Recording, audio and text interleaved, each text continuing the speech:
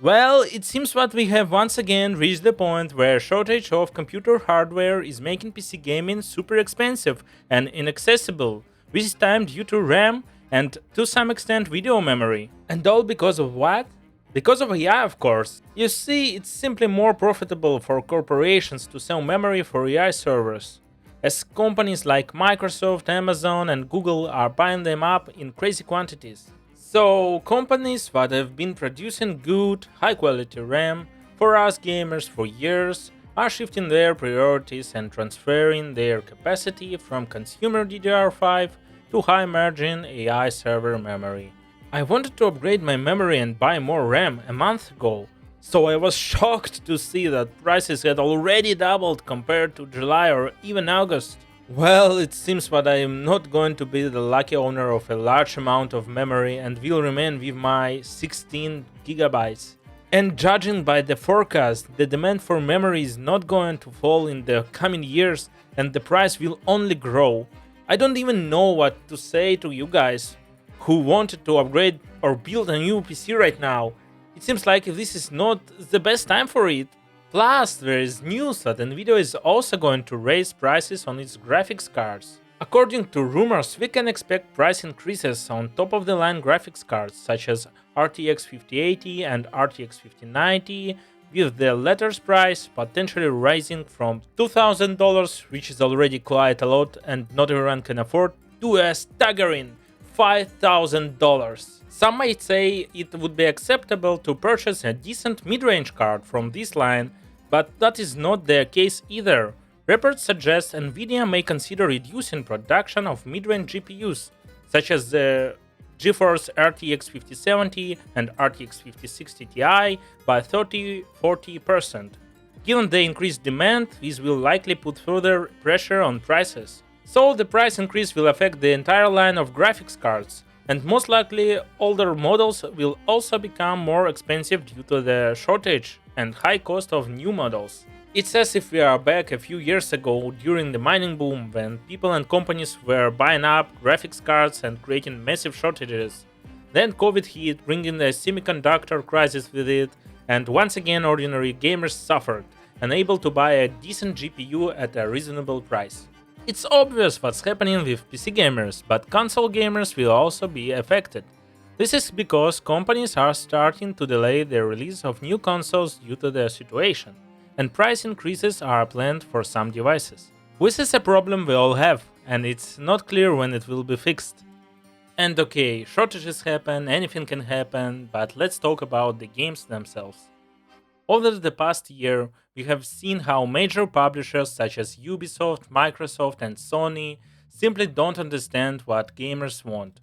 Boring releases and accounting huge drop in Ubisoft's stock price, strange decisions to raise console prices and increase in the price of Game Pass subscriptions, layoffs and studio closures at Microsoft, a bunch of cancelled live service projects, rare releases of new games for the new generation of consoles, most of which are sequels or remakes from Sony. And all of this is happening to the giants of the gaming business, who for years have been doing nothing but publishing and developing games. Just think about it. Sony had about 10 live service projects, some of which had already taken years to develop, hundreds of man hours, and tens of millions of dollars in budget, and they are simply cancelled and everything the developers created goes nowhere, and is written off as waste along with the publisher's money. Among the cancelled projects is, for example, The Last of Us Factions, an online project set in The Last of Us universe, which was cancelled after 3 years of development. Naughty Dog was responsible for the project, and Bungie was also brought in to help with the live format. The reason for the cancellation was problems with the format of the project itself, where Naughty Dog was faced with the choice of focusing on the development of multiplayer games or continuing to create single-player story projects. Or there's the multiplayer God of War, another online project based on the well-known franchise. It was developed by Blueprint Studio. The game was in production for about 2 years, but was ultimately cancelled, presumably due to the failure of Concord. The developers of Days Gone Bend Studio were working on an online multiplayer shooter with an open PvE world. Development was shut down and there are virtually no details about the project. The budget was estimated at $250 million. And there are a whole bunch of such games. Marvel Spider-Man The Great Web, a multiplayer game in Spider-Man universe, Payback from Bungie, a third-person spin-off of the Destiny series, multiplayer Twisted Metal, project from Deviation Games. In 2024, the studio closed 4 years after its founding. These are all games we've heard almost nothing about. Most of them don't have a trailer, screenshots, or even a proper announcement, just some leaked videos, screenshots, rumors, and insider info. But there are also big budget AAA games that made it to release and saw the light of the day. There were plenty of those last year too. For example, the year began with the release of one such game, a big budget title from a veteran RPG studio. Even I was looking forward to this game after seeing its first trailer. Avowed came out almost a year ago, and I tried it when it was released, and I can say that I didn't get into it like most players. The game didn't really spark my interest. It looked like just another RPG that was already 10 years out of date, with a world that wasn't particularly interesting to me. Empty locations and NPCs that just stand in the same place all day and say repetitive phrases. The only thing Obsidian did really well was the combat. At the same time, for some reason, I had stutters in the game, a game where the graphics aren't particularly outstanding. Well, there were other games such as the online RPG Monster Hunter Wilds. The game lagged on all platforms. Even powerful PCs couldn't maintain a stable frame rate in the open world.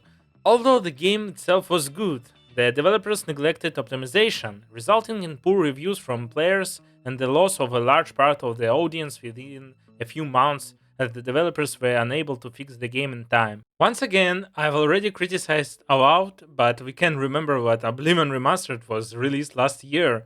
Here, NPCs live their own lives, have schedules, and engage in amusing dialogues that have become a separate meme.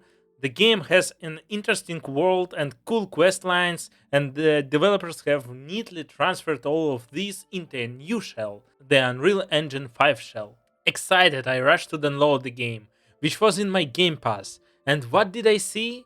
When I came out of the sewers of the Imperial City and saw my FPS was around 35?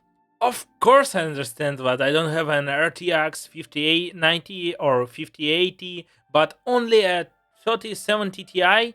But why the hell can a game that was originally released in 2008, even with improved graphics, run at a stable 60 frames per second in Full HD without any DLSS or other upscalers, even on medium settings?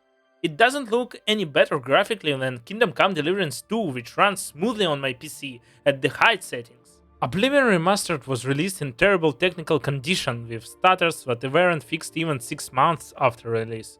They are just selling us nostalgia without even trying to optimize the game for players.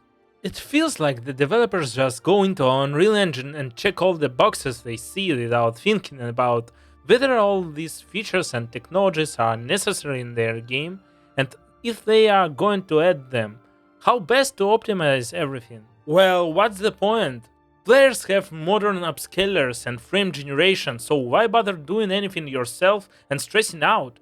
Just enable all these features for players by default, and that's it? Remember Borderlands 4 and Randy Pitchford's great shitpost about how the game would be optimized at release?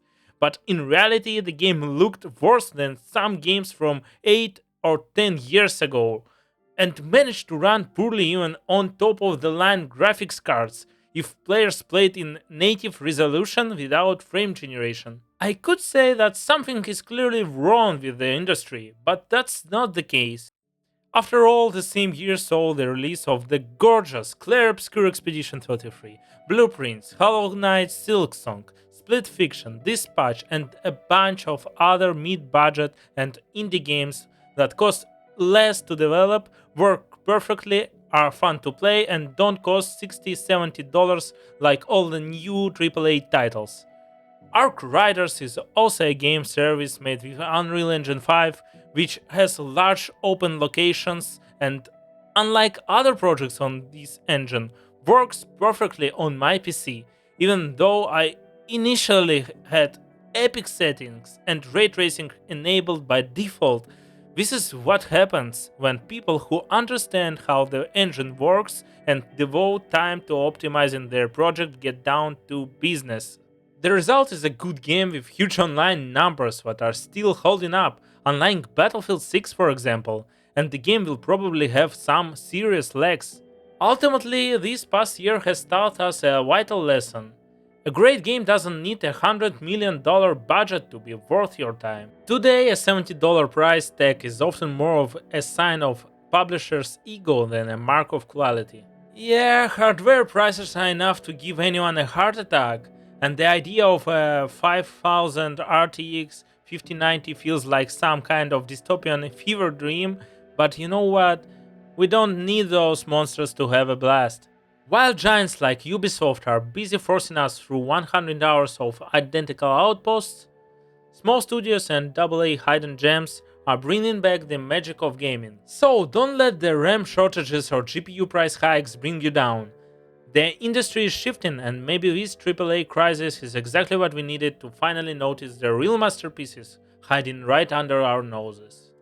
Let me know in the comments, are you still saving up for that new GPU, or have you already moved on the world of indie and well-optimized AA games?